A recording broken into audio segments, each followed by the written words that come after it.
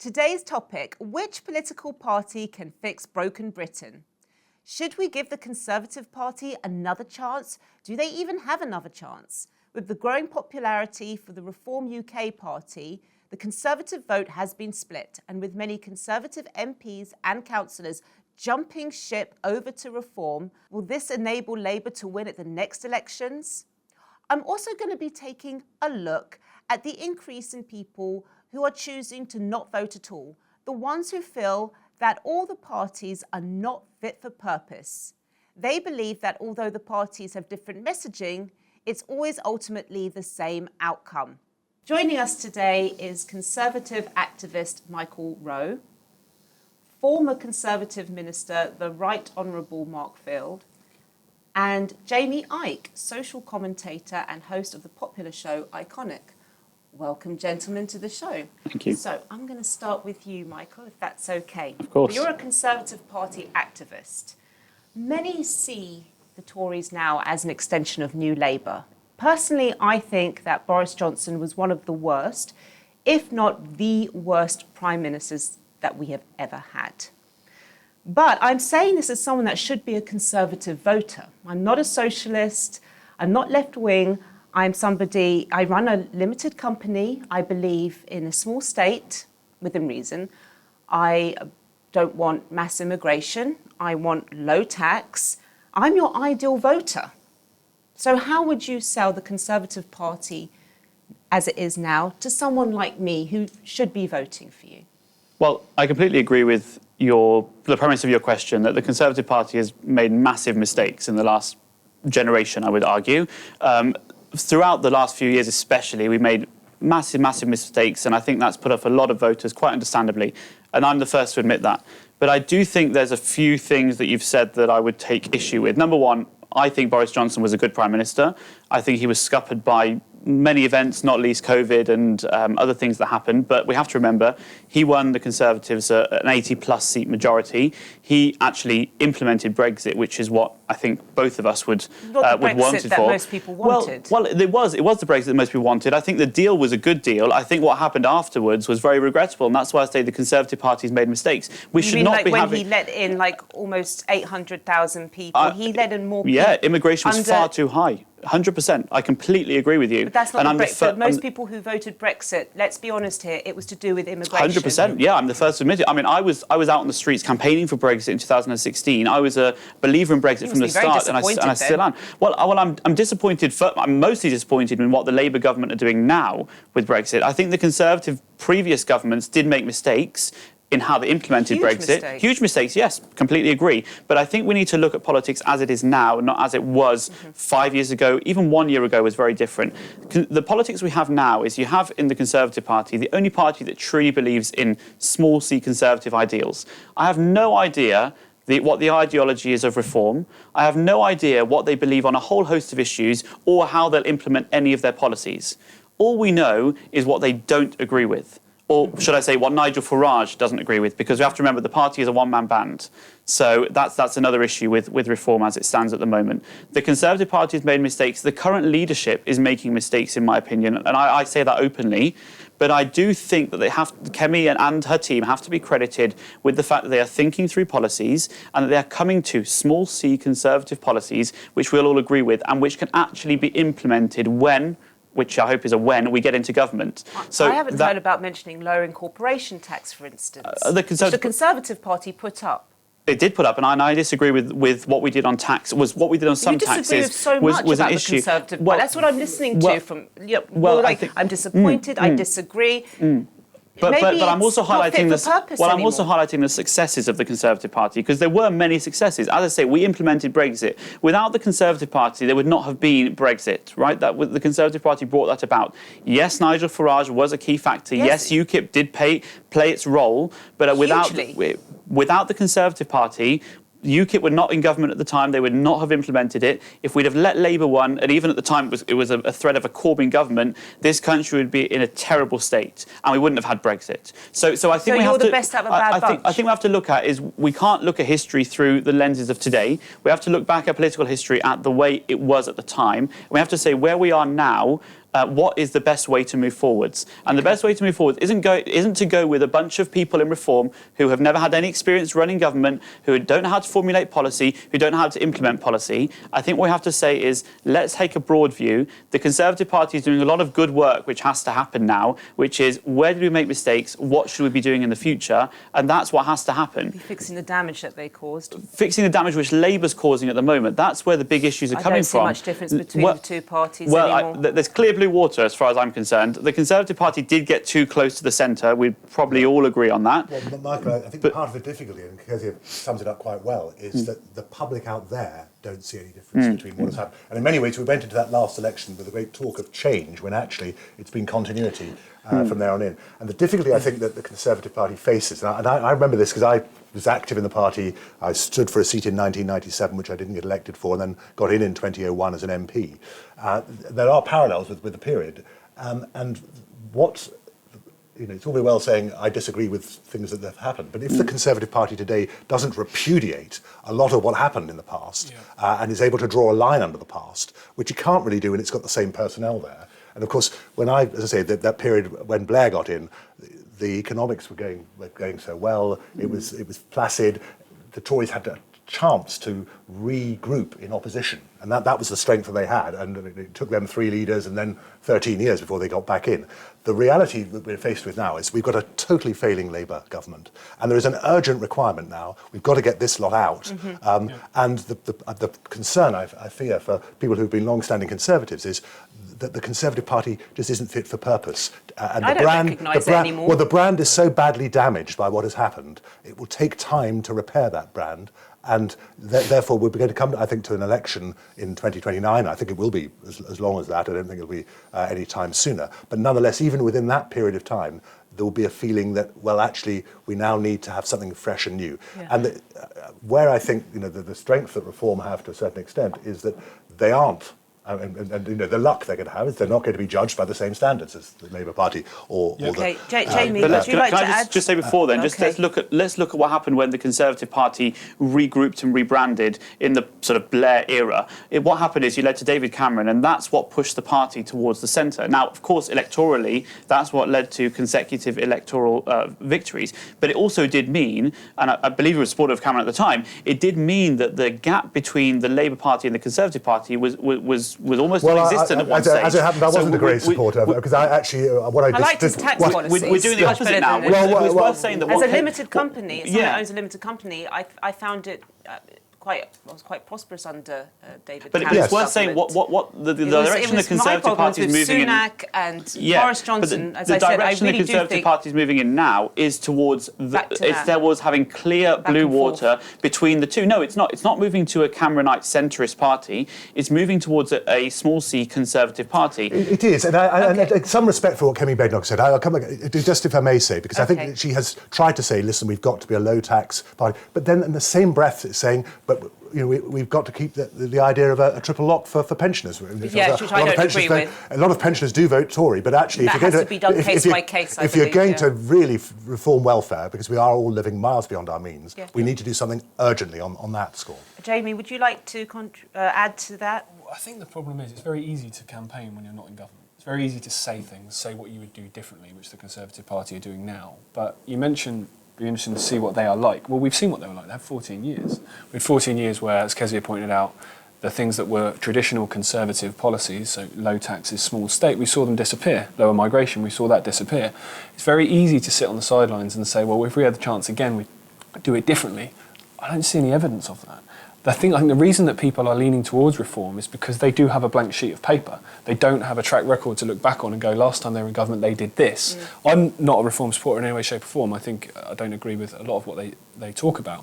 But I can see why people are leaning towards that, because you've got the better the devil you know. You kind of know what you're going to get from Labour. You know what you're going to get from the Conservatives based on history. You don't know what you're going to get from them necessarily. So I would say that's why people are leaning towards that. Yeah. By the way, don't forget about how the Conservative Party locked us in our houses for 2 years.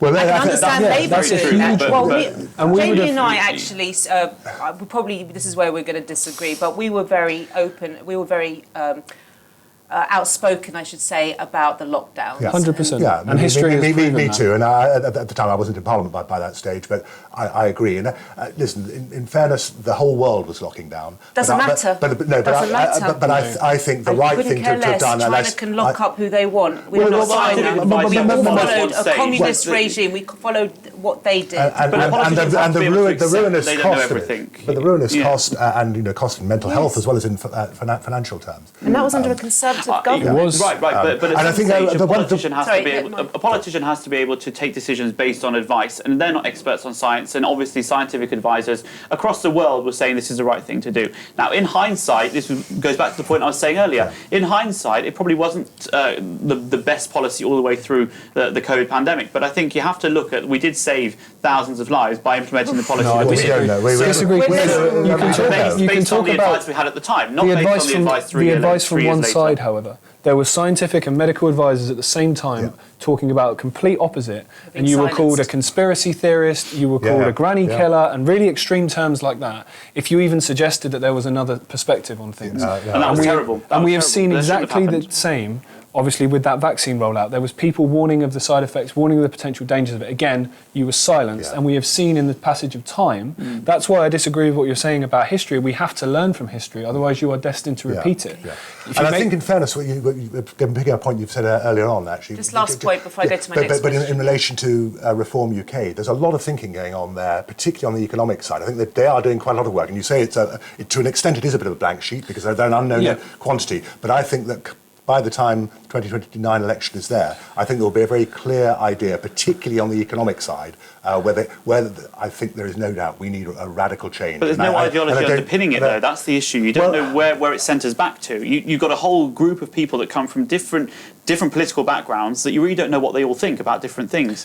At a Reform conference, you have people standing up and making ridiculous claims which have then been discredited. And you have that because you have such a mix of people who don't actually have anything in common other than the fact that they don't like the other parties. No, and they don't like immigration. But do you not think, based on... Right, but you can't have a country that just has... You can't run a country just based on one policy. I was going to start a party called the Deport Party, and I did it in jest.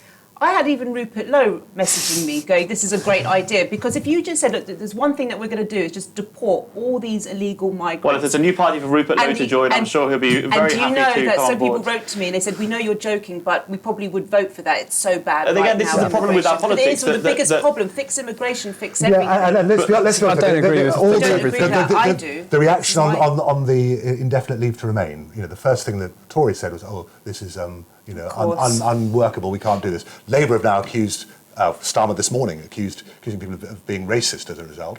I tell you, they're addicted to mass immigration. Within 12 months, they will have adopted the Reform UK policy. Well, immigration's been just to say, but forming small parties to deal with each individual issue is not the way our political system works, and I think it's actually led to some of the bad political results we've seen in the last political generation, because people think, just like they did in the last election, that if they vote Reform in some seats and then some will vote Conservative and they split that vote, they let Labour in. I think, does that not highlight how bad the system is? And you don't have a Labour government. But does that not highlight how bad the system is, that a man is in charge of this country with 9 million votes of a 65 million population? That sums up how the system is broken, and that's why people like me won't vote. Well, we're going to get to that. Yeah. So he got the same amount of votes Corbyn got, and has got a majority. It makes no sense. Jaymie, I will be asking you about that, okay? But my next question is to Mark. Is there a danger that Reform are becoming the Conservative Party 2.0? So, there's many MPs, councillors jumping ship. Former Conservative MPs, such as yourself, they're jumping ship over to Labour. There's a concern. I mean, I am a Reform voter, and I am concerned about the amount of Conservative MPs that are jumping ship, especially I think there has been a lot, with Nadine Dorries, for instance, people who are they're Remainers. I mean, it's just not in line with Reform. Well, I think policies. Reform will want to position itself, I suspect, by 2029 as being a much broader, having a much broader appeal than just being people who were UKIP voters in the past. And I certainly think. fairly sure Nigel Farage would be very keen to get some Labour defectors on board, rather than being seen as having just folk from the Tory side. But that's a worry for reform voting. No, I can see that. We don't want the message watered down. You could become a Tony Blair catch-all party with no underlying ideology again. That's the issue. That's what creates. You talk about the ideology, Michael. The ideology of the Conservative Party was, as I saw it when I grew up in the 1970s, when Margaret Thatcher came into office, we were a meritocracy. We believed in the idea of small state, low tax, small 100%. government. None of that was delivered in the 14 years. I mean, part of that time, of course, we were in coalition with the Liberal Democrats. And you were also in government. Which was a problem in itself. Yeah. I had 2 years in government in the Foreign Office during that time as well. But that was part of the problem. And you look at what does the Labour Party stand for? Again, they've gone from the Corbyn idea of hardline socialism to something. The Overton window. No, what I'm saying is this idea that they need to have an ideology. I think that the public wants something. They need something much more radical. As far as the quality of life is concerned, the cost of living, and the appetite, I think, by the time of the next election will be very strong for that. And I think the benefit that reform will have, as I say, they won't be treated in the same way as, because they haven't got a track record to be based on. A lot of people will think, well, let's give these guys a chance. And I think, in fairness, a lot of work is going on behind the scenes. And I'm particularly struck on the economic side. I was the MP for the City of London, and I always took a view that we have a problem in this country with a very, very strong Treasury and Treasury orthodoxy. We've built up a whole paraphernalia with the Office of Budget Responsibility, the Bank of England having additional powers and failing to deliver on those powers. The one thing it needs to do is keep inflation at 2% or below, and it had failed uniformly for the last 4 years to do that, for example. And in all of these areas, we need fundamental change and a radical reform. And business as usual, which is what the two main parties are offering, just won't cut it anymore. My problem with that would be who is actually really running the government. Because you will obviously have the elections and people get in, but then the people in the civil service, people in those, a lot of people describe as the permanent government that never change, they're advising people, as we spoke about before we started, that have no actual knowledge of a department they may be running. You've got a business secretary now. Has she ever run a business? Have they ever started? Have they dealt with those challenges that Kezia points out, being a limited company? No, they haven't. Wes Streeting, has he ever worked in a health industry before he's got a job? So he's relying on advisors. Who are those advisors? Yes, and that's the point. So if reform win, which I think they will, I actually think it'll be sooner than 2029, unless Labour get rid of Starmer and replace him with somebody. I don't think he can last that long on his current popularity. Then who is going to be those advisors in the civil service and other industries that are always there, that are advising Farage, advising Tice, advising Anderson? Who are they? So this was my next question. You've chosen not to vote.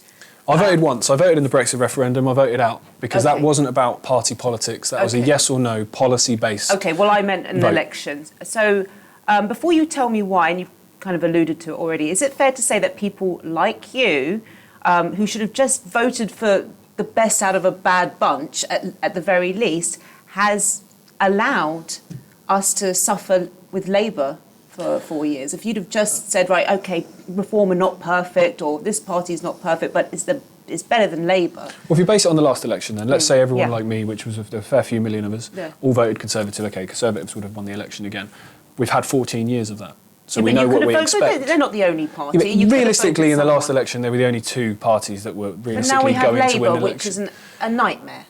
I actually, in some ways, think for people that are trying to push back against the progression of the system in a certain direction, Labour being in there is actually easier because what they are doing is so obvious, people are calling it out. It's warp speed, I call it. It is, Labour. and people are calling it out. But it's damaging people's daily lives now. That's also the problem. It is, but also so will the Conservatives, and so in my opinion, so will Reform. I don't see any difference. First election I remember was 2001 when Blair got in again.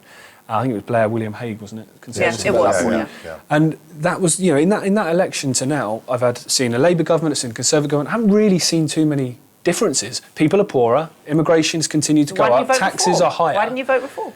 Because my attitude towards people, I don't want to look at what you're saying when what you're saying is socially acceptable. I look at you when we're up against the coalface, and I look at Tice, I look at Farage, I look at them through the lockdown period. They were on the side of the system. Farage wanted Tony Blair to be vaccines for goodness sake. No, but they Tice said that NHS workers should lose their jobs. But the point I'm making... No, can I, please, this is very important. If you're not Jaymie, listen, this is a very important point. If you look at when it came to voting, if you should have the vaccine passports, all of the Reform MPs, all of them members, they voted against it.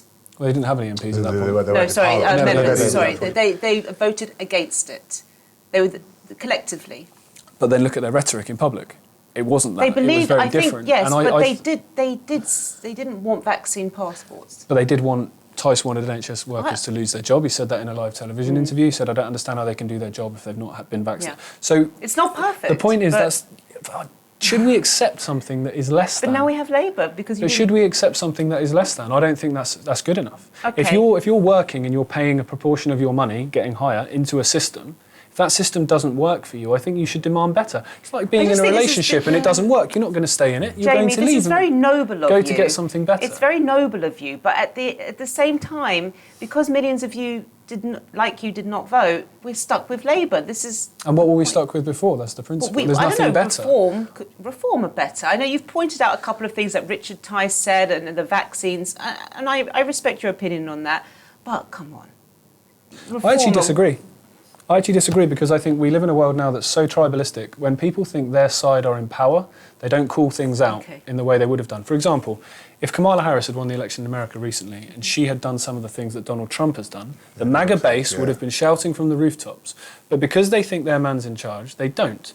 I fear that Farage is being, built into this Trump-type character where if he comes out with, obviously you called it the brick card, let's say, for example, that evolves into a similar concept to the digital ID card that Starmer's announced. How many people that voted for him will go, I don't want it, but if we need to control migration, he'll do it. I think they would Whereas trust if him Starmer more. does, they'll trust him more. And I think sometimes that's more dangerous, actually.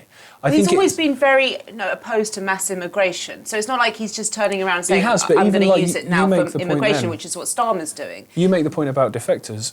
Changing the rhetoric and changing the policy from It's within. a concern. He's changed his rhetoric as well. When he talked about mass deportations, he's not talking about that anymore. So I think Farage is a fantastic campaigner, very, very good campaigner. He gets people to listen, he gets people to vote. And realistically, had UKIP not had the influence, David Cameron would have never offered that referendum. I agree, 100%. Yeah. So they didn't need MPs. I agree. They didn't need MPs, they needed his influence. So I don't see him as any different, however. I see him as part of the system for me. Because it goes back to the interesting thing you say about expertise, I think you're right about politics. There are too many professional politicians. I became an MP at 36, a relatively young age, but there's one that's 22, isn't there? But I'd never worked in politics before then. I'd been a lawyer, I'd been a businessman, I'd run my own sort of show. But actually, when I arrived, suddenly you look at the senior ranks in all the parties now are full of people who've done nothing other than working as an assistant or in a think tank or the like. Well, one of the things that Farage has said, if he gets in, he will want to have a very different approach towards running government. A little bit like the American approach. Have a lot of ministers who come in as technocratic experts. There might be doctors if they're going to run the health department. They might be obviously within business areas to run trade or treasury. I get that, to have specialists rather than the very, very limited pool of candidates that you have from Parliament who've got such limited experience beyond. But the level of trust that would be needed to not take us to a complete technocracy. So for me, the biggest issue I have with the electoral system is accountability. Yeah. I look at it from a simple perspective. If you go out with somebody and they sell themselves a certain person and they turn out to not be that person, you can walk away and leave. In the electoral system we have now, Starmer won based on a certain campaign promise, a certain manifesto. He's then gone back on that on pretty much every point. And until 2029, no one can do anything. For me, that's unacceptable. If you campaign based on certain promises and certain policies, you should be removed from office if you don't implement them, or at least do your utmost to implement them. So you want the state to be even bigger and to start kicking elected politicians out of their job? No, I think it's very simple. If you're elected based on lowering taxes and you raise them, well, he hasn't done that yet, and he's said even today he's not going to put them up. But he has put. I think he said we're not going to have taxes. I mean, in many ways, the issue I had is that they went into the election saying we're not going to put up income tax, VAT, or national insurance on employees, and by doing that, they hamstrung themselves and everything else. Realistically, they went into an election. That was the problem. They went into election knowing they couldn't lose. If you were, I remember saying this in the lead up to it, if you were Sunak trying to lose the election for the Conservatives, what would you have done very differently? Even down to the really crazy announcement very late on about national service. Like, it just didn't make any sense. So he didn't really need to win that election. The Conservatives already lost it for him, hence why he got less votes than Corbyn. But why did he make any promises then? I mean, that was good question. problem. I don't think the guy's the brightest. Well, it goes back to that point, because you were saying before that professional politicians are a bad thing. I'm not saying they're a great thing, but we've got this experiment now where we've got someone as Prime Minister who's been a professional in his own life, he's been a top lawyer as a King's Counsel, and he's doing a terrible job as Prime Minister. So I think that just proves the fact that just because you've worked as a lawyer or a businessman or a doctor or whatever, it doesn't make you a good politician. Absolutely, it doesn't. And I think we've proven that. But you don't. I mean, listen, we all know that at that level, if you're a Prime Minister, you do need to have the communication skills, which and the charisma, which to be honest, Starmer does lack. So which he does lack. But actually, around him, you've got people in cabinet posts or within the ministerial team. It is good to have specialists who've got genuine expertise, not just expertise in the game of politics. I agree, but I think that the general move that we're seeing is towards more professional politicians. It can't be a bad thing. If you have a technocratic government, which is just made of civil servants, basically acting as they are now, but in elected roles, you don't have good policy making either. So I think it's a balance of the two. But I do think life experience is important. I do think that. I think the problem you've got with the civil service is it's ideologically aligned to the left. So, for example, let's say you took in a role of Environment Secretary. You know every policy you're going to get is going to be a green policy. Doesn't matter which one you choose. There's going to be none put in front of your desk that are going to involve oil and gas or anything like that, because that's the direction of travel. Unless you go into the election saying we are going to have fracking or whatever, in which case, and actually, in my experience, it was a relatively limited experience as a minister, but I always felt that the civil service were very good. I mean, I'd been an MP for 15 years. I did have some quite clear ideas within a very narrow area of what I wanted to do, but I made that quite clear, and the civil service were very much cooperating. And I think this idea that there's a deep state that runs its own show, that's interesting. I don't agree with that. Because, Jaymie, I do watch your podcast now and again, and you believe that there's kind of like secret lobbies and things like this. Well, there's not secret lobbies. There is lobby groups. Maybe you believe that they have more influence than a lot of people would imagine. And also you believe in the deep state. And which lobbies are you particularly concerned about? Well, I think if you look at the nature of policy, both this side of the Atlantic and the other, no matter who's been in power, Democrats, Republicans, Labour, Conservatives, the general direction of travel has been pretty similar, in my opinion. I don't think right-wing, left-wing really matters anymore. No. I don't think that really, those labels don't really mean anything anymore. And I think that's right. I think there's I would always look in any organisation, who's always there. So civil servants already there, military, top brass, people that aren't elected but always seem to be in positions of power. Henry Kissinger's been an advisor to pretty much every president dating back to Reagan. So these people are always there and therefore always have an influence. No, they have an influence, but I still think that elected politicians can drive an agenda through, and I think this is... But can they? Because how many scandals come out when people are getting too close to the bone? Look what happened in the 1980s. There was a sense that there was a big change in direction from the post-war settlement that was in place, and I have a feeling that whatever happens at the next election, and it could be that it'll be a sort of either a reform-type government or a much more populist, perhaps... not even a particularly right-wing populist, but a mix of right and left-wing populism that will come through. Or it could be something much more dramatic, that emerges out of the Labour Party and the Liberal Democrats, or maybe even the Greens. I think that there is going to be a fundamental change there. But I think when that happens, there will be an agenda, and I think that they will be able to drive that agenda through to a certain extent. You will have, of course, there is a permanent civil service. You do have, as you say, individuals who are there or thereabouts. But most of them actually want to be led. They want to have an agenda. And I think most people hopefully respect the idea there is a democratic will that is being put into place. And, we have, the... See, I don't believe they do respect that. The vote that took place 9 years ago, we have had Brexit. For many would feel it's suboptimal. Well, we had it, but I mean, some of us... You believe that the outcome is always kind of essentially the same with all the parties' outcome? But let's think about that. I think so. Because of the lobbyists, because of the people behind the scenes. But we still have a parliamentary democracy, though, so everything goes back to Parliament. But Brexit's a good example, because you mentioned that it was carried out. Well, it wasn't, and I remember in the lead up to that, carried out in name only. It was no one voted for no deal. Everyone voted for no deal. Because there was no deal on the table. It was, do you want to stay in?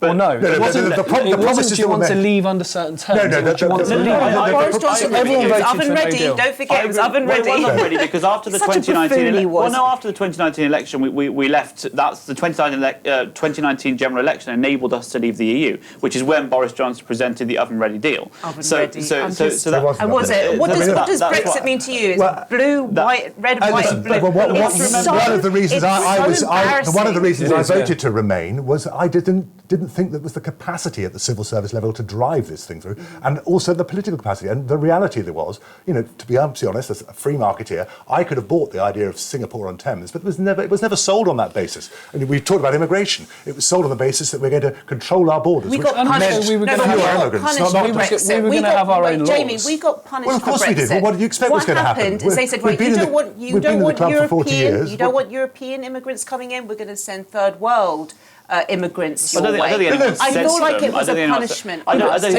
have to take it. It was a punishment. Kezia, what do you think was going to happen? I mean, that was again one of the reasons that people like me thought of. I mean, if I was a French. If I lived in Calais, what would I be saying? I'd be saying, well, listen, if these people want to go to England, let them go. They're not in our club anymore. Let them go. So that's essentially a threat, then, isn't it? It is. It's punishing us because but Jaymie, what you have to do is when you're thinking about big decisions such as Brexit, recognise what some of the implications are going to be. Of course, and I think no one thought through any of that. Those implications should have been discussed more openly. I completely agree. I think we were made an example of because there was big rumblings in Denmark, there was big rumblings in Italy and the Netherlands as well under similar principles. The EU Commission. I mean, I look at the politicians, and I was in the government at the time. The UK politicians, but also our UK civil servants. We were absolutely thrown to the wolves. Anyway, it's backfired now. You know why it's backfired? Because everyone's voting reform now. We can make a success of Brexit. No, we're all talking over each other. Do you understand what I'm saying here? So it's backfired. Oh, let's send the third world into Great Britain, teach them a lesson, all those stupid Brexiteers who weren't happy with lovely European... And now it's backfired because we've got so many people coming in from the third world into this country and people are going to the right. In droves are going to the right. So people are moving to the right across Europe for a start, I think, which is an interesting... For the same reasons. For the same reasons. It's immigration. But it goes back to my original point, that reform is not necessarily to the right. We need to really bear this in mind. People are thinking about... to the right enough. When people are thinking about voting reform and getting behind what they produce, all they're saying that I can actually identify as a policy is to control migration. They don't have a plan to do it, but they say they're going to do it. But in terms of their other policy, it's a massive mix of people with different ideological views, that it's not necessary to the right of politics, that change every so often, that really you can't bind behind one ideal. And that's why the Conservative Party is still needed today. Okay, I couldn't agree with you less, but fair enough. I think just a quick one. For example, I'm an advocate for free speech. You mentioned we were obviously made an example of. Yeah. Negotiating is only hard if one side holds all the cards. If both sides have equal ground, you each concede ground, and you get to a point. We didn't have equal ground. How didn't we? How many Brits go to Spain on holiday every year? How many German cars are bought by people in this country? I remember David Davis making an argument about German cars to me. All of those things. German businesses. We worked at a net deficit on trade with the EU. Yeah, we bought more than we gave them, and we're still buying more than we gave. So therefore, we're still doing that. So therefore, how do they hold all the cards? Because if we went, okay, we'll go and get all our goods from China, America, and Australia. What cars do we have to have then? Because actually, I tell you, I mean, I knew senior executives at BMW and Mercedes, and their view was, yes, we'd rather not have tariffs against Britain because it's an important market, but we know that wealthy enough people probably will just suck it up and see, which is what essentially has happened. But also, they took a view, we have rules in the EU, and Germany is a very rules-based country. We have a single market. This is the single market rule, and if you're not in the single market or in the customs union, then these are the implications that come of it all. So the cards weren't that strong, and that was the problem. I think if you had a genuine Brexit, we were 65 million. Well, we did have various genuine. Well, we didn't. We had Theresa May, who was a Remainer, as the Prime Minister. We had Boris Johnson. Red, white and blue. We had Boris Johnson. We had Michael Gove. We had all these people. Jacob Rees-Mogg. they've been in charge. That's the Brexit we've ended up Jacob with. Rees-Mogg was business secretary for a short period of time. I think it's a simple. You mentioned earlier about we have a parliamentary democracy. I think the EU and a parliamentary democracy are completely in conflict with each other because the EU Parliament has no power. Of course, start. Yeah. It's an unelected bureaucratic dictatorship. Well, no, it does have the commission run the club. I agree. The MEP doesn't really vote on policy. No, the commission run the club. Okay, so as a result, what happens in our parliament? As a backbench MP, what power do you have? Virtually none. I mean, well, 2017 showed that you did have a lot of power.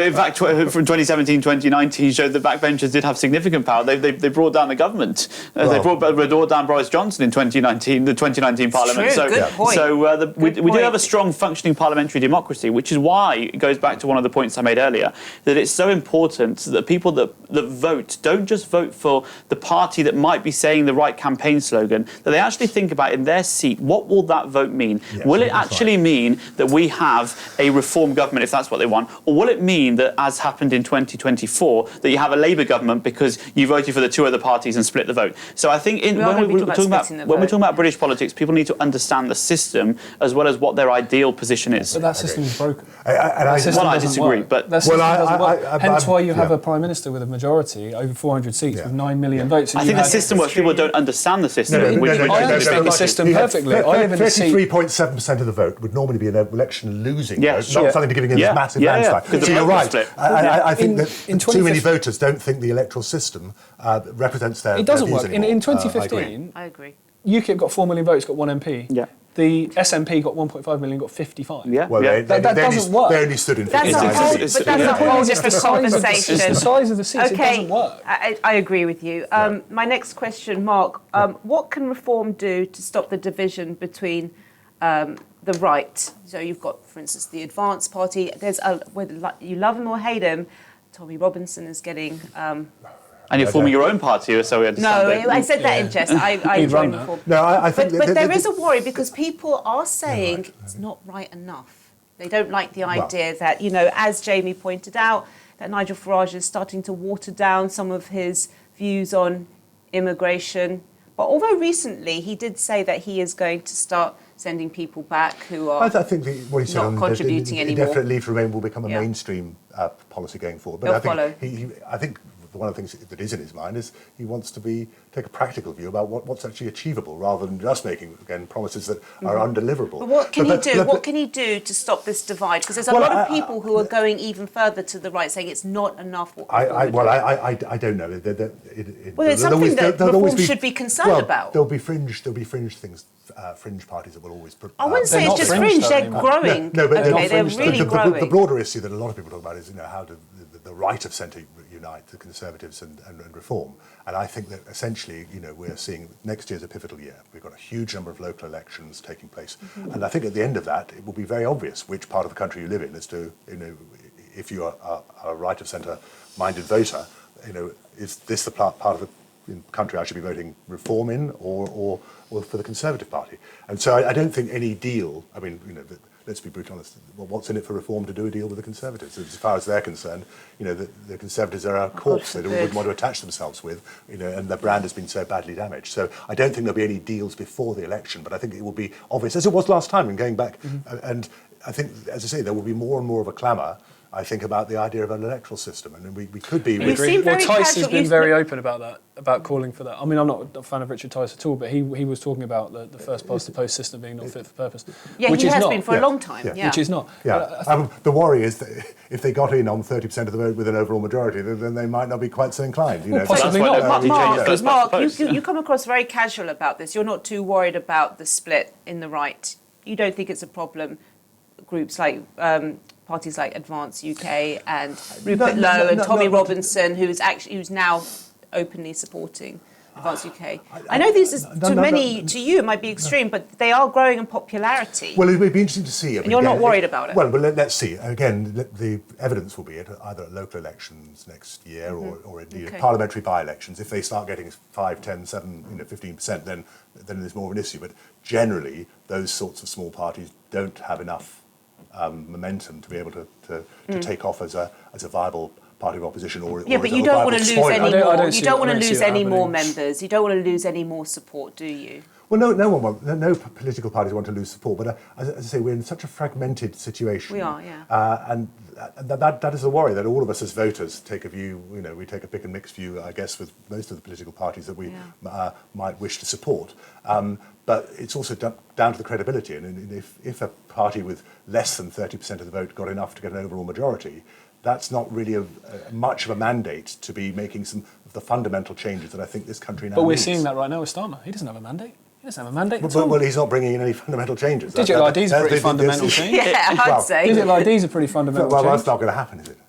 He talks hopefully, if enough none of people these things say are going no. I mean, It's very easy to implement. All you have to The say is destruction of- you're not going on holiday, because that's what worked with the COVID vaccines. Everyone rushed out to get their vaccine as soon as they Some of us realised, okay, yes, some of us didn't, yes, okay, but a lot of people were like, I've got to go on holiday, I've got to go to Marbella, I've got to go to Dubai, my God, just stick whatever you want in my arm and let me go on holiday. I literally saw that. I know people who just couldn't bear the idea of not going on holiday. It wasn't even about health. So imagine they turned around and said, you can't travel without this. It'll be the same people that also line up with these national insurance changes, the these vaccine. business rates re-changes, that how many small businesses that are there now are not going to be there in 2029. So it is going to make fundamental changes. Massively going to make It fundamental changes. is, yeah. I'm surprised that you'd say that. I mean, Well, I felt the changes myself. No, just I'm with you, and I was always against ID cards when it came up, and I was a young MP at the time, 20 years ago, when this debate last came through. And, I mean, the track record that government has at looking after data is appalling. It's awful. Look at the Horizon scandal. Exactly, all the stuff that The state's too big. That's the fundamental point. We don't need it any bigger. No, I agree. And the idea, also the reality is the idea that this is single-handedly going to stop the black economy is for the birds. I mean, we all know that's nonsense. Well, it's not. They're It's not at all. importing the It's not black meant economy to. from other It's countries. not meant to. Like, for example, I put something up on my Twitter on Friday when this announcement came in and said, if this is really about stopping overseas workers, then everyone with a British passport doesn't need one then, do they? Because you've got a national insurance number and a British passport. You know you have a right to work. If it's only about that, which is what they're saying it is, which obviously it isn't, it's a stepping stone. You know, if you want to put topping on a pizza, you've got to have a base first. This is the base, in my opinion.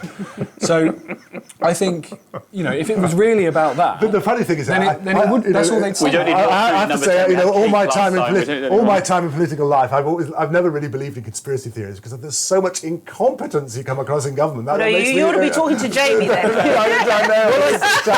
Can I go back to the original point you're making about the split Incompetence is a good reform? I've got one about The split reform you're talking about on the right. Yeah. Look, I think what it seems to me is that Farage and Ties and whoever else is running the party seem quite happy with a split on the right because they'll just bust in people from the left to make up for it, right? Well, you have at the moment ex-Labour councillors joining. Farage is clearly trying to appeal to Labour voters, to Labour elected officials, and he seems happy to disregard any idea of ideology or binding points. Exactly, he just wants to win, and so he's happy to lose a few on the right to replace them with people on the left and talk about migration. That is not a government in waiting. That is not how you form or structure an electoral campaign. You have to have something which binds, and I'll keep going back to the point, you have to have something which binds the party together, and immigration and stopping the boats is not that, and just keep saying campaign slogans is not the way to actually enforce a proper functioning government. You have to have something which the party actually unites around, ideas, ideology, and there's none of that in reform. That leads me to my next question, which is to you. It sounds like you're not really worried either about the threat of reform.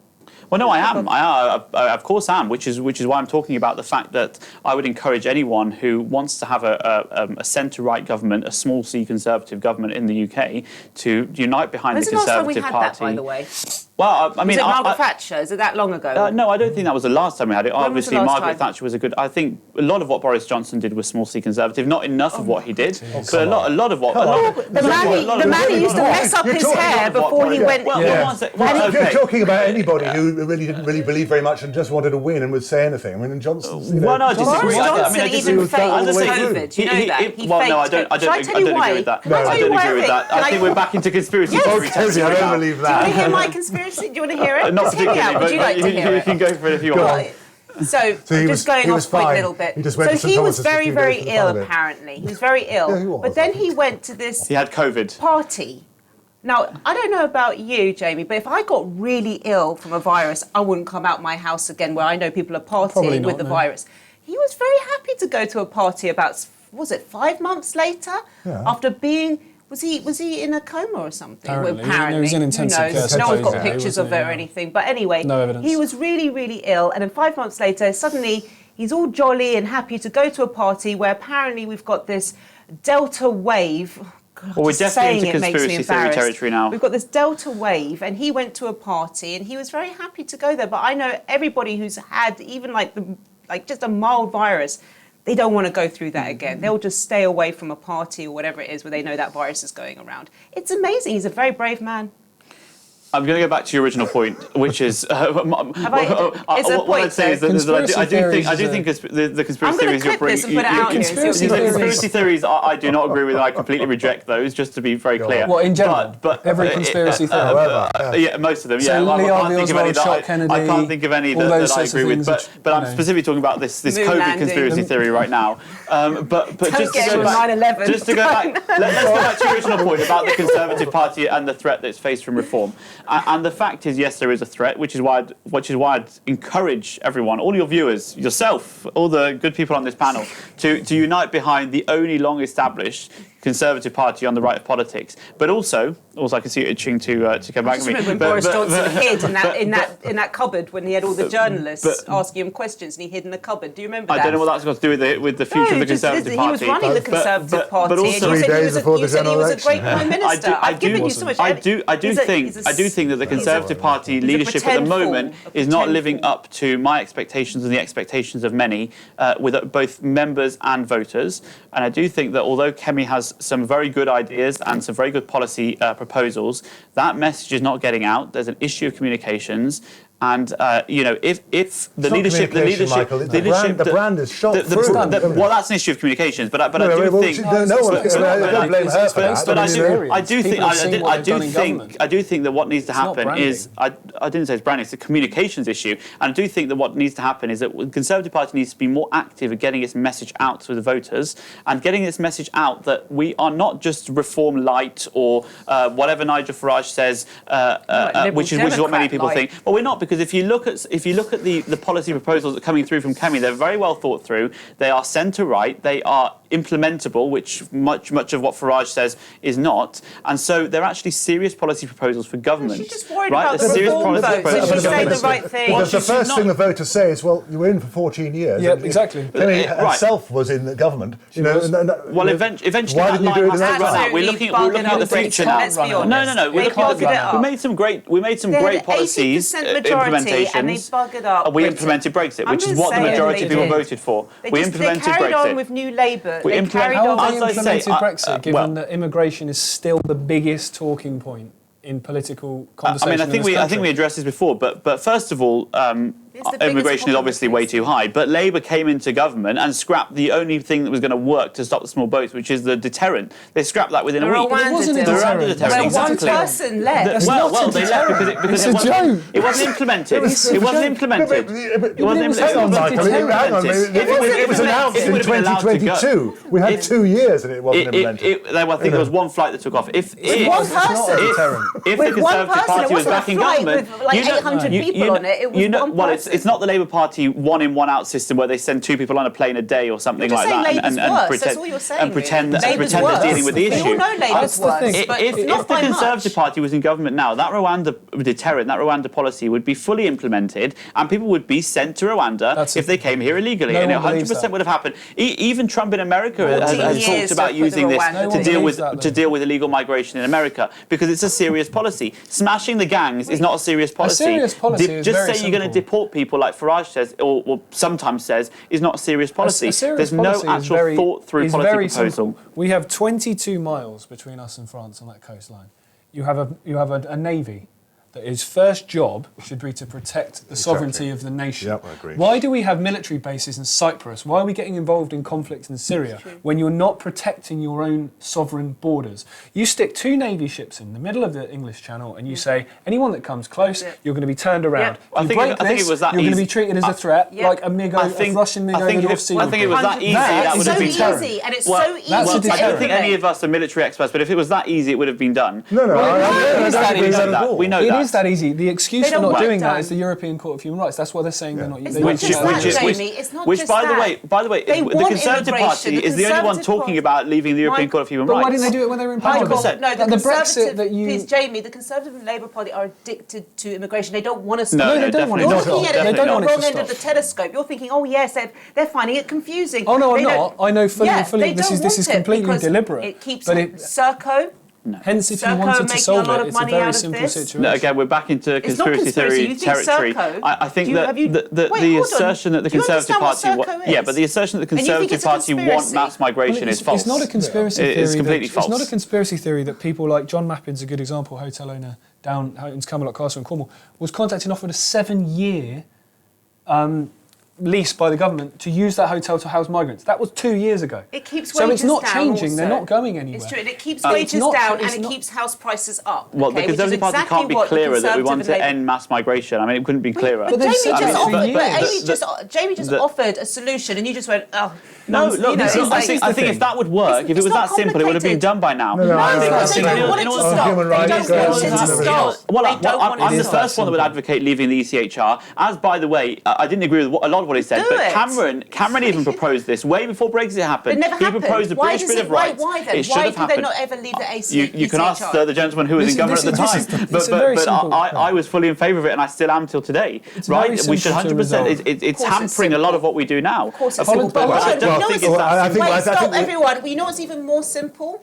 Is to stop legal immigration, and that is what really flourished under the Conservative government. I don't think we That's should the stop it. We easiest should to limit stop. it. I don't think we should By stop limit it. it a lot. Well, Stop these student there's visas so straight many away. Which is what the There's Conservative so Party did. We many- limited the number Too of little, too student late. visas. There's so Student many- visas. Well, a lot of our universities with are in immigration. deep financial trouble because their whole business model is based We on want less lots and people lots in of this migrants. country. No, I'm I telling agree. you, as a voter, we want less people in this I agree. country. I want to see the levels back down to the mid-90s but- when our quality of life It was was net better. 30,000-40,000 at one point, wasn't it? And that worked because put them you've on got so many temporary different work levels. visas. You've got so many What's different wrong levels with to look that? at this. You've got the cultural changes to our towns and cities, which is very obvious to see, and you've got no-go areas in lots of areas of London and other major cities now. I live in Derby. I've lived there 10 years. I've seen it change. Can in you the last explain? decade. Can you give us But another- your sorry. anecdote about the your son's school?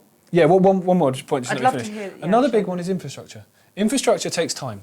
If you have millions of people coming into any country, not just Britain, any country, the infrastructure will take time to cope. Public services, hospitals, school places, all those things will take time. Unless there is a cap or a level that you know what you're dealing with, 30,000, okay, we need to find 30,000 new places for this, that and the other every year. You can work based on that.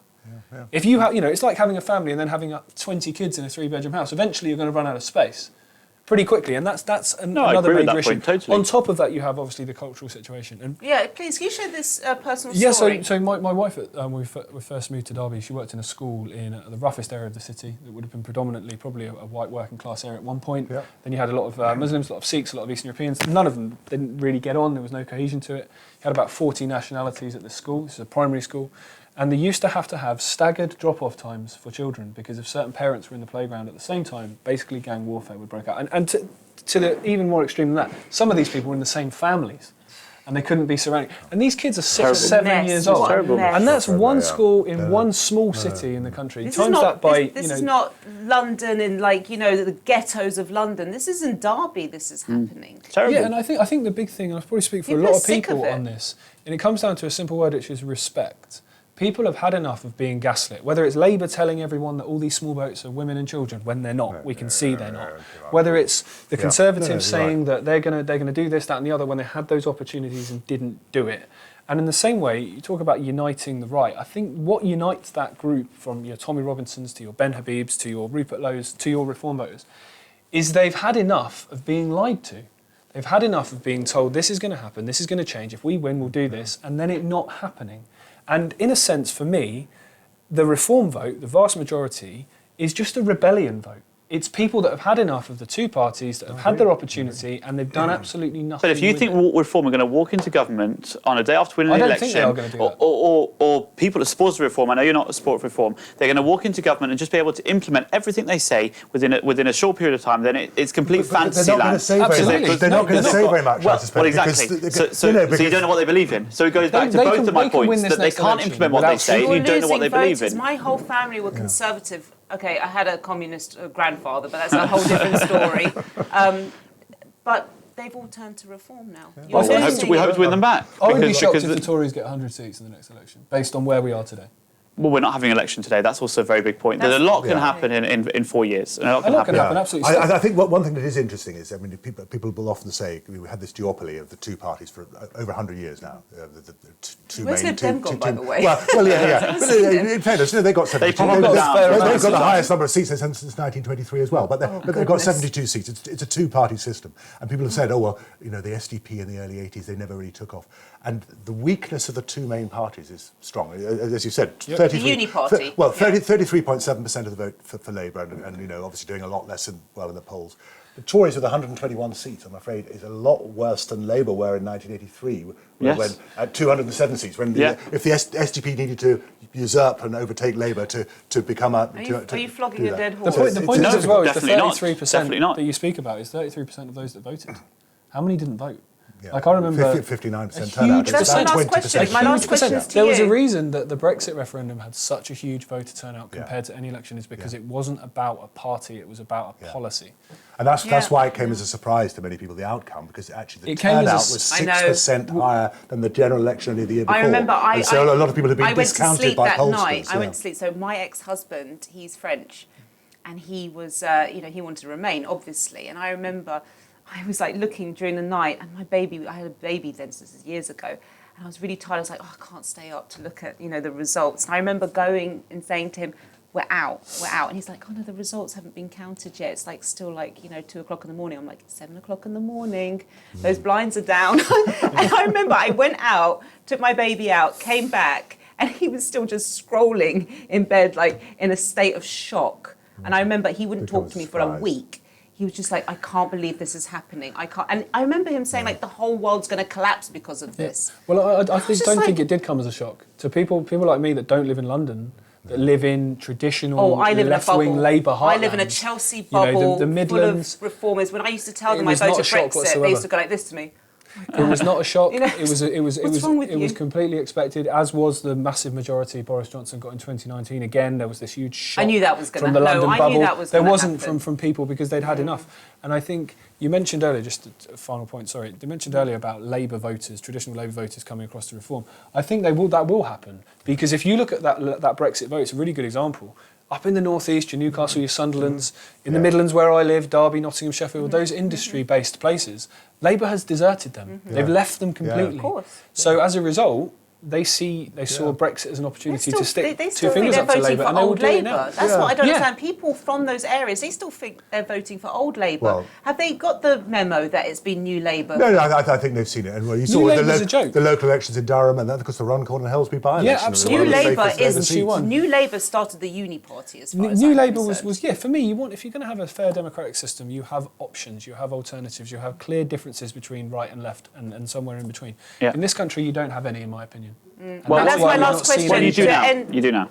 I disagree completely. And to be honest, I hope you get in government and then we can see if you're right. I'm glad we can count on your support. Okay, so my last question is, describe your, the perfect party that you would vote for. That's all. I think the clear word I said earlier is respect. They have to remember that there was a party called Respect with George Galloway, wasn't there? Well, he's in jail himself now, freedom of speech and all that. They work for the people, not the other way around. They don't work for the lobbyists, they don't work for the corporations, they don't work for the banks, they work on behalf of the people that have elected to put them there. And when it comes to be honest, I actually think as an MP, when it comes to your personal opinion on a particular issue, that actually is pretty irrelevant. The people that put you in that position, it's their opinions that you should be listening to, it's their opinions that you should be adhering to. That's what Labour are doing right now. All those people that voted for Labour in this last election, they must love immigration. I completely disagree. I think so many Labour voters are absolutely devastated at what they're voting for. Well, Labour got in because people that didn't vote for them. This is the point. Labour got in because of the split in the vote. This is the point. They also got in because the Conservatives committed electoral suicide, essentially. Why didn't they take that opportunity? Well, I don't think people saw that as a viable option in the last election. I think the next one's going to be different. But I think in the last one, it was a free hit, essentially, for reform. Because there was no expectation. There was a bunch of people that nobody knew.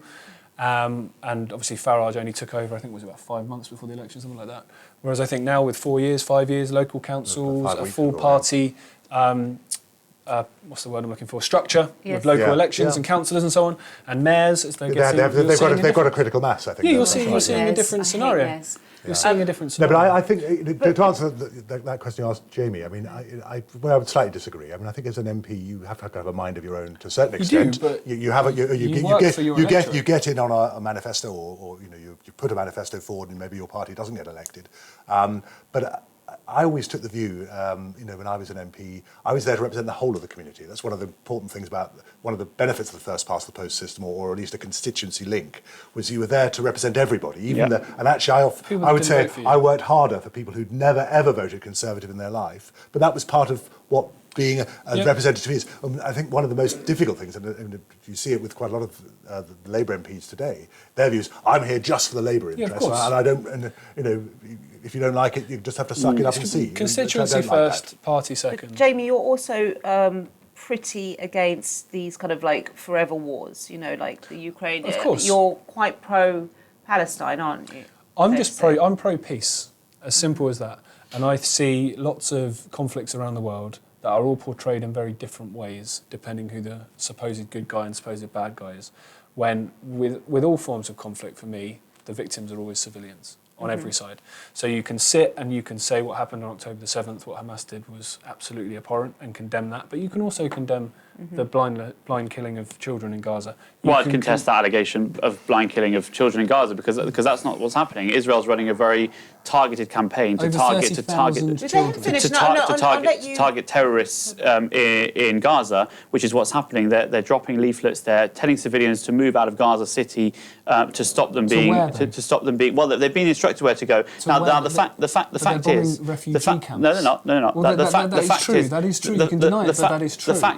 The fact is that there's video evidence of Hamas that terrorists who are running Gaza are the ones who are putting civilians in harm's way. That's such an easy trick. Well, it's not an easy trick because you see it with repeatedly in Gaza. If the Hamas terrorists who are running the centre, who are running Gaza, would allow civilians to move out of harm's way instead of stopping them and threatening them, which is what's happening at the moment, by the way.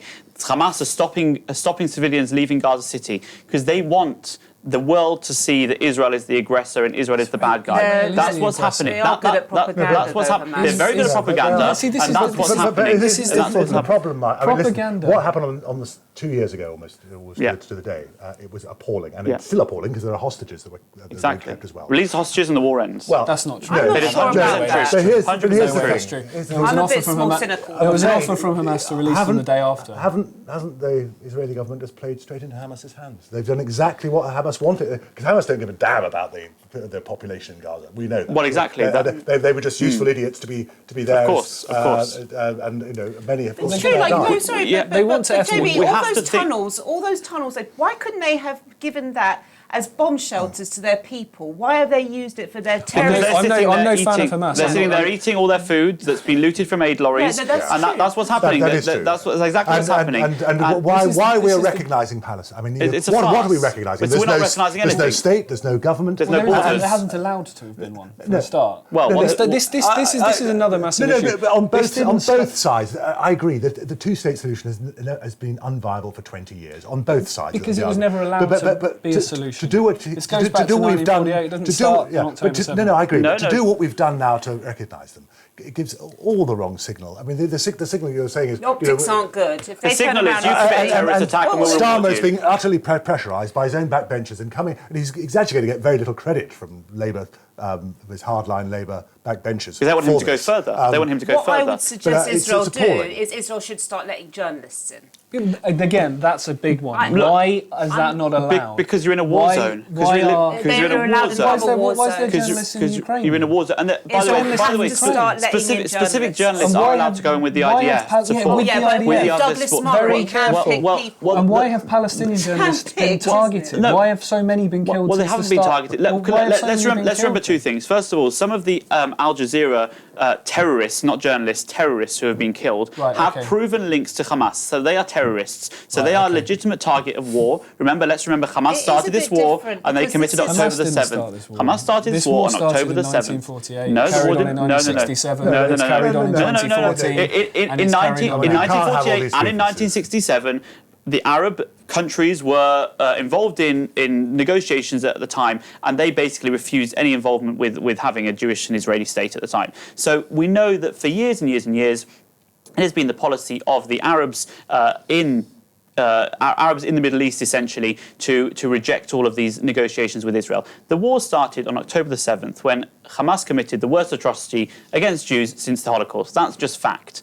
And since then, Israel has been running a targeted campaign to destroy the terrorists at their border. Let's remember, if we had terrorists on our border, if we had terrorists on our border, there are terrorists in Judea and Samaria, which is the West Bank.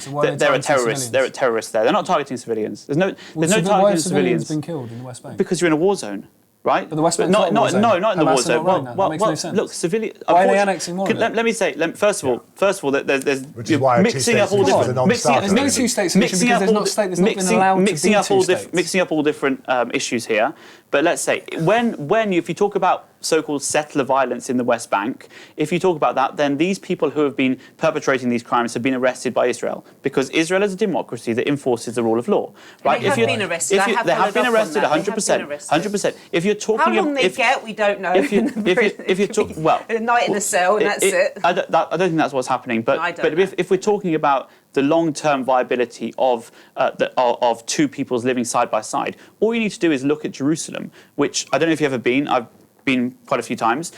You have Jews and Arabs and Christians and others living side by side in Jerusalem, fairly peacefully. I've visited Jerusalem, actually. Yeah. And again, that's one of the immediate rebuttals that should come out when everyone shouts apartheid state.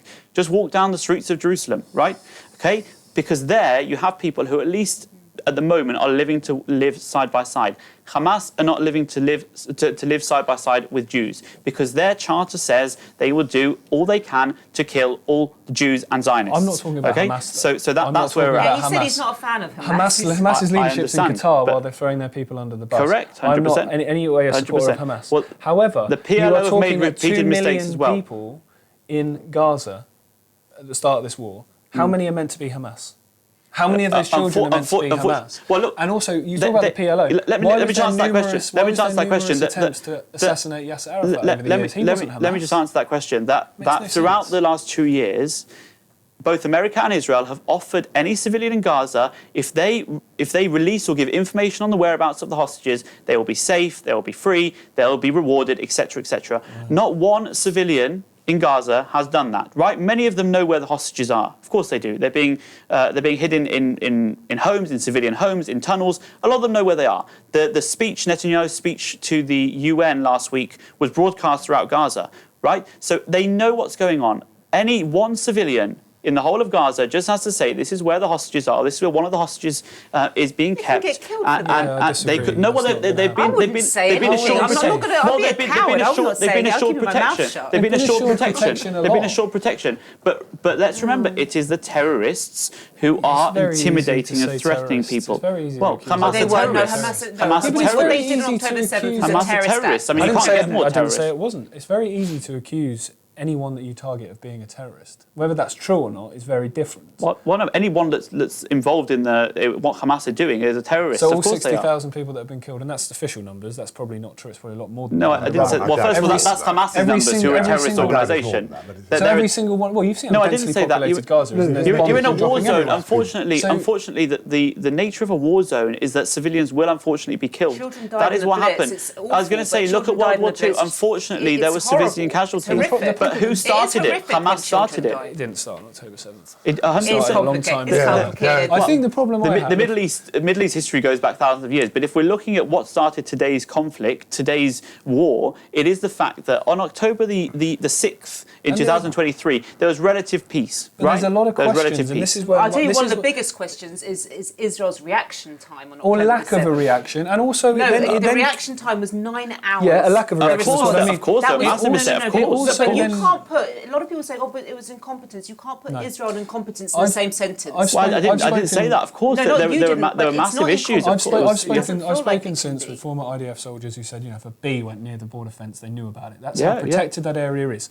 You've seen a lot of right-wing American commentators who are very much pro-Israeli talking about the fact they've been there and it's a fortress. I'm generally pro-Israel, but I think that something happened on that day, and I agree. Something happened on that day, and I obviously wish it didn't happen. I hope everyone wished it didn't happen. They were warned. Of course. The Egyptians, the Americans, both warned. Believe me, I wish it hadn't happened on Jaymie, October the 7th. you're going too far into it. How's that too far? If this had happened in England, imagine if whoever was in charge, Keir too far. Starmer, said It's not too 9-hour far. response, 9-hour response to a terrorist attack.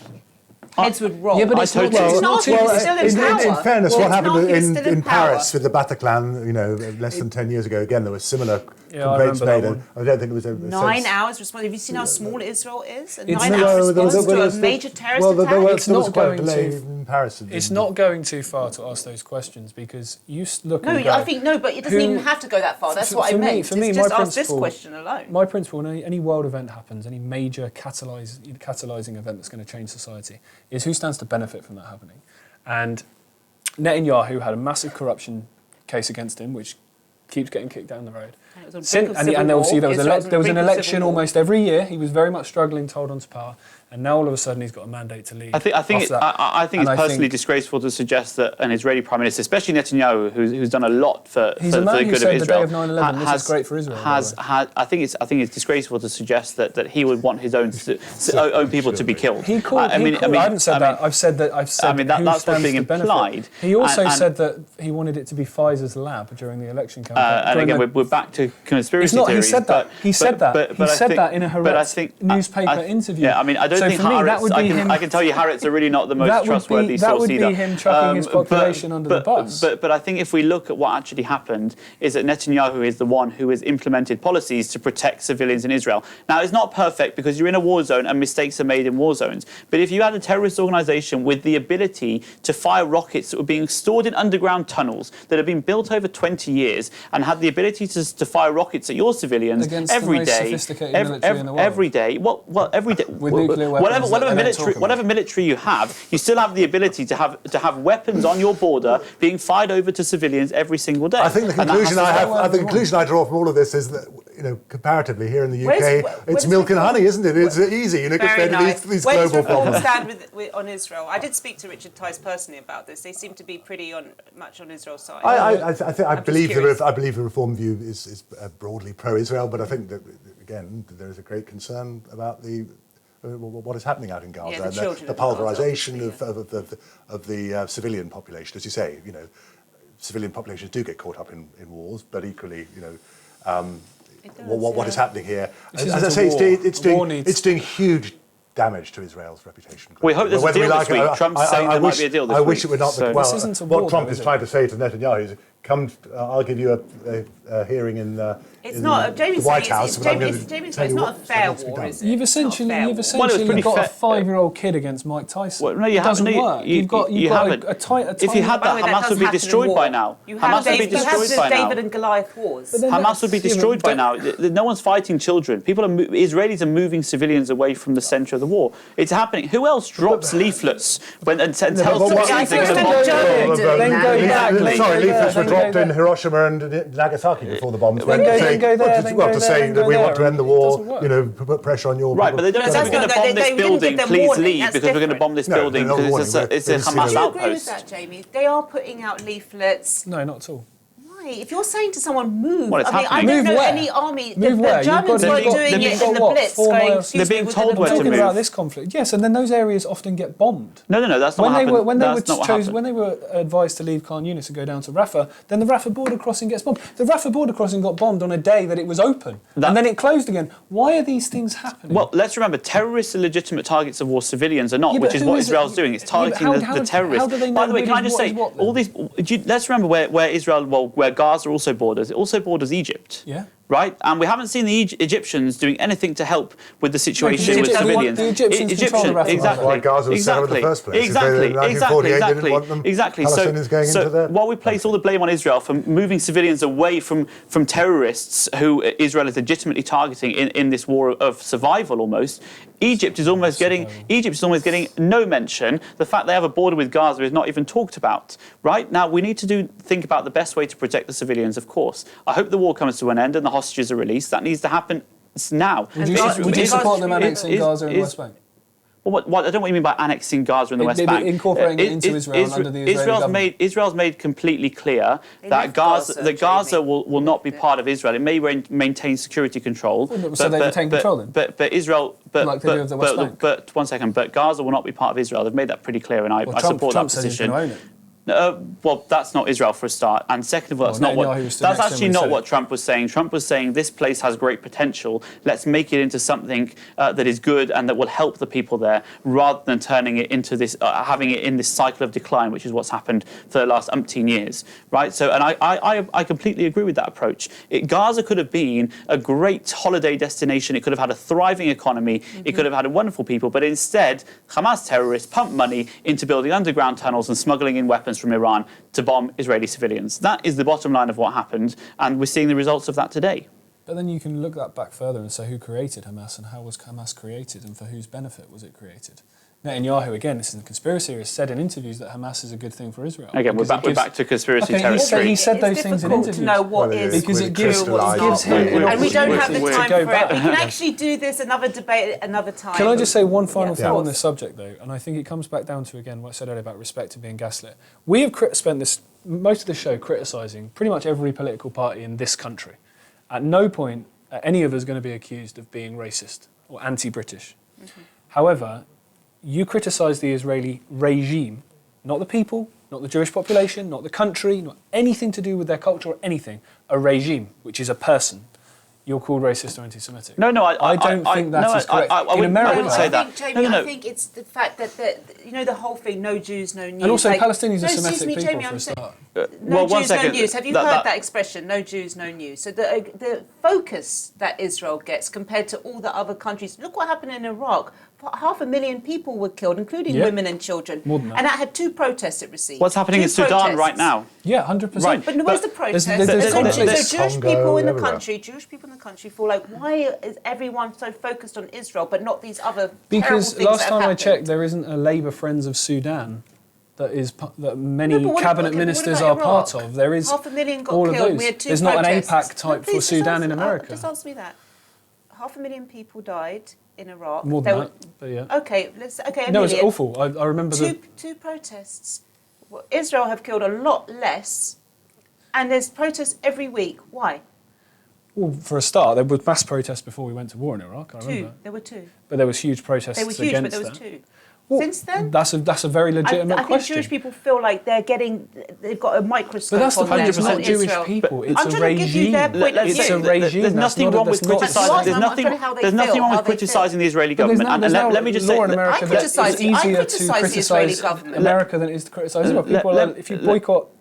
Let me just say this: throughout COVID, I was criticising Israel more than anyone. Israel's the only democracy in the Middle East, right? So if its own people have the ability to elect the government, to criticise the government, and to vote them out of office next time round, I mean, the previous government to this current Netanyahu government was a coalition of Naftali Bennett with some of the Arab parties, right? That was who was running Israel. Okay, that was the previous coalition. Israel is a democracy. That's why you can have protests. Okay. If you protest against the Hamas terrorists running Gaza, you get shot and killed, right? Why is there videos then of Orthodox Jews being attacked by soldiers and the police for protesting against what's happening in Gaza? I've seen videos of that from Tel Aviv, videos of that from Jerusalem. I don't know what you're referring to. They're standing peacefully protesting against. But all I know is that when I lived in Israel a couple of years ago, there were mass protests across the streets, and I'm talking about hundreds of thousands of people. They do, but they're heavy-handed. Then they bring out the water cannons. Exactly. I don't know about water cannons. I don't know their exact. No, I've seen it. As someone who's generally pro-Israel, I've seen it. Well, I mean, I can't answer for every single water cannon that's used in Israel. What I can say is that there are protests across the country because you have the ability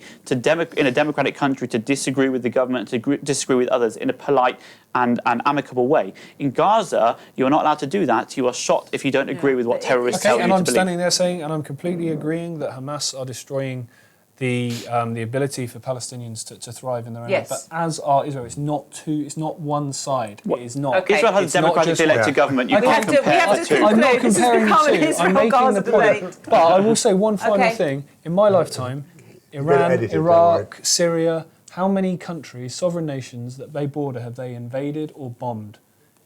This year alone, Israel have dropped bombs in Iran, in Gaza, in Lebanon, Well, they've in destroyed Syria, terrorists in who are Yemen. threatening all Israel. of those They were nations. They've destroyed all of Hezbollah and those weakened the nations. Iranian regime They were and the not just Houthis. bombing Who up are Tehran all terrorists. All of those And they actually, nations. but just to say on that point, they actually Iran have invaded nobody. they protected Israel. In my lifetime. Protected. I am no fan of Iran. I'm not saying I am, but they've Israel invaded nobody in my protected lifetime. the Druze That's not quite minority right. in Hamas and Syria. Hezbollah The civilian Druze Who- minority in what part have they Syria invaded? were protected by Israel just in the last few Golan months. Heights, bits of Okay. Israel, they've encouraged. Thank you, gentlemen, for joining us this week on the panel, and thank Pleasure. you Lovely at to home see you. for watching. Thank you.